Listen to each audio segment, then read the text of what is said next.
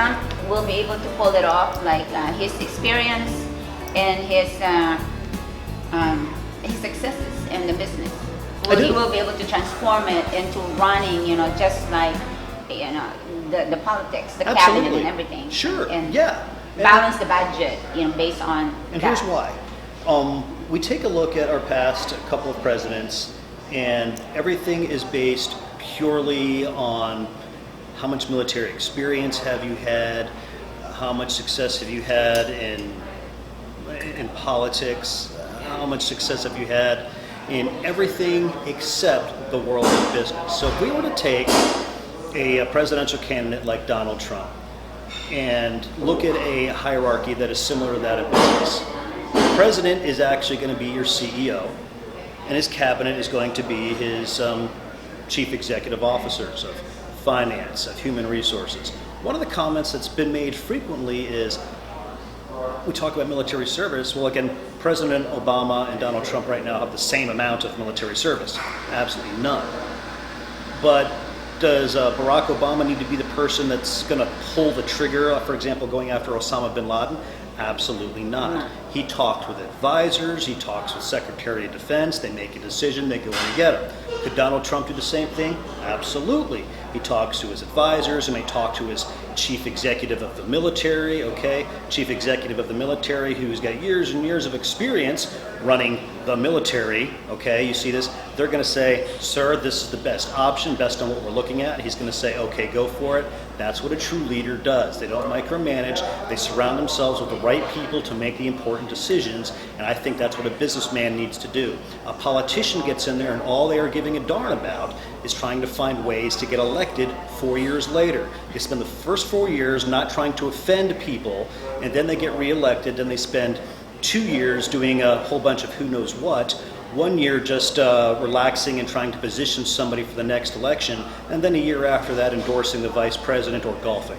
I think that needs to change, and so there's really an opportunity here with the next election. So I think it's with Trump in the mix, and I think it's the only one that's like a big businessman, successful, that we have right now. So we have other ones, the governors, and so it's interesting, and I'm really excited. I am. It's going to be intriguing. I think this is one of those elections that is, I am going to call it once in a lifetime, because as a nation, we are in a sad spot. Yeah, everything, economy, education. Absolutely. As a global community, it's not much better. No. And just like what we say all the time, the world is in chaos and disarray and falling apart, and it needs to be rebuilt. And like what you said, we need to start here. And there's an opportunity for next year's, for the next election. And in a year and a little bit of change, the United States is often referred to as the world's most powerful nation, having the world's most powerful economy. If you want to rebuild the world, we've got to get our act together, get the right leader, business leader, in place, rebuild the economy, re-strengthen the American dollar, get ourselves out of internal debt, set a positive example, and then we can work on rebuilding the world and get other economies like Greece to work. Now there's some strides that are being made. Embargoes have been lifted against Cuba. That's nice, but big picture, what does that do? Gives us more cigars we were dealing to smoke. with Iran. Yeah, Iran, but look over there, you can get more Cuban cigars. Iran, what's that? Stop distracting us with something shiny. At the end of the day, I want to know that somebody can get more than a $10 an hour job. I want to know that somebody can get real health care. Not, here's health care, it's going to cost you, your single mom, $300 a month. And by the way, you have to hold 2 part-time jobs because nobody wants to hire somebody full-time. We need a business person who's going to put the right people in the mix to make the corporation function efficiently. Yeah, and there's so many things we really need to fix. But when you say about America as a strong, to lead the world, I think the idea right now is like President Obama wants the equal participation globally. So I think the idea that America is like the one leading is not so well received, and whatever. It's not well received when it's convenient, though, because here's what happens. When somebody gets into an international crisis, the first person they look to is, hey, United States, can you come help us out? Exactly. And if you're late on giving aid, if you are late a day, You get where smacked. is America? You get absolutely smacked. Exactly. I think the world needs to know this. I mean, people have to say something. I mean, who is... And that's what we're here to do. Yeah, We're exactly. going to put our best foot forward, and we improve things here. And if we're going to be the world's most effective economy, then if we have President Trump, he can say, hey, I'm not going to help you out. Why? Well, there's really no economic advantage. Right. We could go to Kuwait, and I think that's a great thing that happened way back when. You've got a whole lot of oil. But that was because the United States had a lot of interest there. Right. That was the primary reason we were there. It had really nothing to do with people, regardless of what first President Bush wants to talk about. Right. We've got more oil reserves here. We could put people to work here. We could strengthen the American economy. We could get people to have real jobs that actually pay them money that's livable. But we need somebody who's going to say, hey, I'm running a business, and I'm going to run a business that's going to be effective and take care of my people. Are there going to be items that are going to be outsourced? Absolutely. In every business there is that, but not all your key resources. Right. That reminds me. I was thinking of Hillary Clinton, and she couldn't answer what would you do with the Keystone Pipeline, and I think her response is like, I'll tell you, when I become president. So. Sure, because she's got to go answer some emails right now and try to answer other difficult questions. We're gonna have to talk about her next time for sure. Oh, I can't wait. This is gonna be very exciting. I mean, it's very good to have like a woman president, maybe, but it's not really. That's not the main thing. It's somebody who can really fix what's wrong in this country and the world, And there's people that can do that. And if you look at somebody outside of politics, a la Carly Fiorina. I always destroy her last name. Apologies. She's a businesswoman. Now, her and Trump, that would be an interesting debate because they're both business people. Mm-hmm. They've both owned or been the chairman of very large companies, one in technology and one in a lot of resort places. Mm-hmm. I think that would be an interesting conversation because we're talking about the same thing, apples to apples. Right. The rest of the folks, they can go do what it is they have to do. I think they've all done something amazing, and I think it's based on what their professional merit. I'm not going to take that away from the politicians, but that's not what this country needs right now. Right, but what if we pair up Trump with someone like a refreshing politician, someone with, like on the same ticket? On the same ticket. Like, for example, the ones that are running right now. Probably we can talk about that. I don't know. I like several. Okay, I'm with you. There's a few that I like below Donald Trump. Because we already have a businessman, and I like the model of, and if they can like work together, someone who's well versed in politics and foreign policy, then so we have a politician and we have a businessman. That would be a good. That could be an interesting mix. I think there'll be some fireworks behind closed doors. And there always are in a successful business. Right. But if you look at a large corporation, say Apple Computers, I'm sure there are some differences of opinion that happen behind those closed doors. Yeah. But that's what makes the business strong and makes the business succeed. I think having not been in the Oval Office, but I'm sure there's a whole lot of... Maybe you should. Yes, Mr. President. Anything you say, Mr. President. Absolutely, Mr. President. I would like to see, whether it be a politician or two business folks behind closed doors, bump heads a little bit and know that at the end the best decision is being made for the corporation and the right things are going to be done. But I bet you when time comes and that happens, they're going to have to work together. I mean, they will have to understand that we are trying to fix this country and we have to bring the economy back and fix the world, So eventually we have to work together.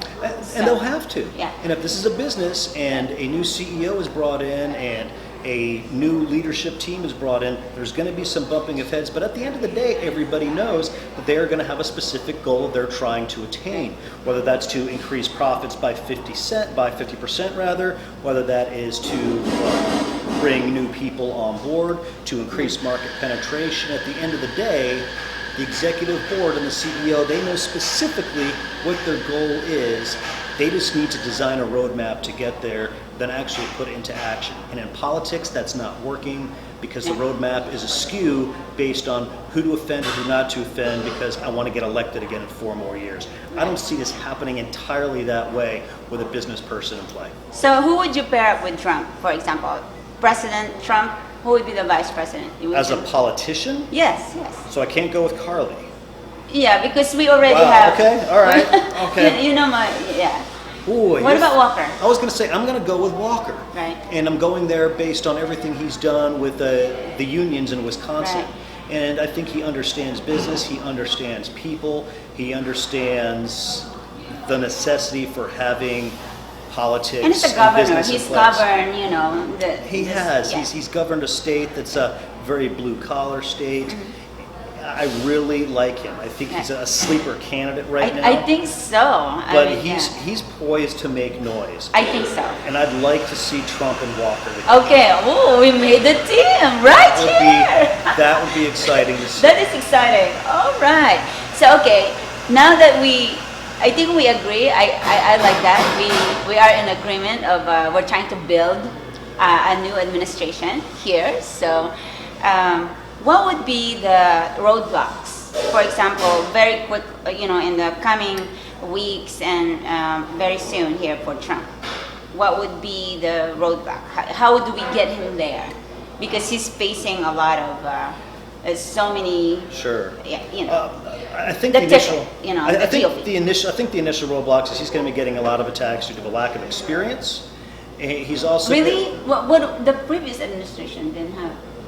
That's where the attack is going to to come from, because Right. here's where the politicians, regardless of political party, regardless of what they have differences on, what they are seeing is a human being who is not a politician and has got everybody abuzz in a popular way. I mean, Donald Trump has got a popular vote right now. Right. So I think he's going to get attacked in a large way about his lack of policy.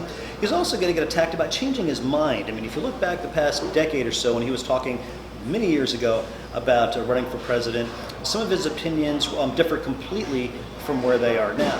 And politicians are going to look at this and say, are you a Democrat? Are you a Republican? Are you an independent? You don't know who you are. But here's where Donald Trump's going to be successful. He's going to say, I'm a businessman, and I can change my mind. So, guess and what? Work with different people. Absolutely. Right, And guess what? Are you saying that over a decade and a half, you're not allowed to change your mind? You're entitled to do that. I think he'll be attacked in that regard a bit. Yeah. I don't think it's going to slow him down, because I think Donald Trump, good Northeastern guy, is going to stand up and just steamroll right over all that stuff. Because at the end of the day, he's going to say, hey, I'm allowed to change my mind, and he's got success behind him. A lot of it, of course, being in real estate, reality TV shows. But if you take another candidate, and if you're looking at somebody like Hillary Clinton, she's going to show, I rode my husband's coattails for a number of years. Maybe I ran the country behind closed doors and nobody knew about it. Right. Maybe I was Secretary of State, things went bad, I went and hid for a little while, get out of office, went on the public speaking circuit. This There's is not good. There's nothing 57%. I think there. that it says. I think today it's about over half of the people that have been voting or on the polls think that she's dishonest. She is. Let's call it what it is. And she can't answer a question, and she's running on name recognition. Right. And Jeb Bush is doing the same thing. I mean, where's he been for the past who knows how many years? Right. Got out of being the governor of Florida and went on some foreign trips, played a little bit of golf. Oh, my last name is Bush. Dad said I should jump in this ring. My brother said, hey, it's pretty cool. Why don't you try it out? He jumps in because his last name is a Bush. So we're going to have a Bush and a Clinton going at it again because, we've had a Bush. It's going to be very hard. So let's take this into a business perspective, then, All right. Marge, okay? So you've got the Bush and the Clinton. They're brands, okay? Yeah, they are. They are business brands that are very well known. And for years, everybody bought Nike shoes because everybody knows the Nike brand. And for years, everybody bought Adidas shoes because everybody knew the Adidas brand. You see the swoosh, you see the stripes, you know the names, and they're in all these places. And then out of nowhere came this little obscure company called Under Armour. Oh. you've got a guy who's a former Awesome. college and professional football player on a low budget, starts to make things work. He's got a solid business model, starts to put his product in all the right places. Now all of a sudden, these big Yeah. brands like Adidas and Nike are still pretty darn popular, Yeah. but their market penetration isn't what it used to be. Right, And if you go into the gym today, you're going to see a whole bunch of different shoes out there. You'll see some Nikes, you'll see some Adidas, but are they the most popular brand anymore? Not so much. Right. So let's take a look and put that into the business perspective. Look at those two monster brands, and then that one that nobody seems to think about just comes in and out of nowhere, just knocks you flat on your back. Right. Welcome to politics, Donald Trump. Right. You are so good. Oh, I forgot. You have an MBA. You can do this. I do have an MBA and you have a PhD, so But what, you can analyze my thinking. Right. But it really makes sense. And if we can make the American public, have this kind of thinking, I mean, fresh, new ideas, and how we look at a candidate or politician, I think it's time, don't you think? It does need to be done that way. And if you Yeah. take a fresh look at a politician and don't look at the party they're on, Right. don't look at whether or not they're for a certain group in the military and a certain group of healthcare, whether or not you can have gay marriage or anything like that, but focus on who's going to do the job, Right. who's going to do the job the best. This is your company. You are hiring somebody to be your boss. Who is this person going to be that is going to help your company to make money, okay? If you look at it that way, not so much as the United States making money, but you want a strong company, that's the person you want to lead you. Not somebody that's just going to drag it through the mud or just help it barely get by and squeak along for another 4 to 8 years. That's the way you need to look at this upcoming election. I think so, and it's time that we have to show our strength, and as a people, American people, I think we have to have our voice, and don't be afraid to go out there and look at a new politician and new ideas. And I think that's the way to do it. I would say, write your congressman. Absolutely not. hello. Write they to Trump's they're camp. blind, Tweet blind in there. Trump's camp. Let them know, hey, you're in favor of this. But don't be afraid to ask them questions. Hey, the United States is a business. How would you increase our net profits? Right. How would you improve our human resources? How would you decrease our turnover? How would you keep jobs here at home? Those are questions I want to hear out of my new CEO.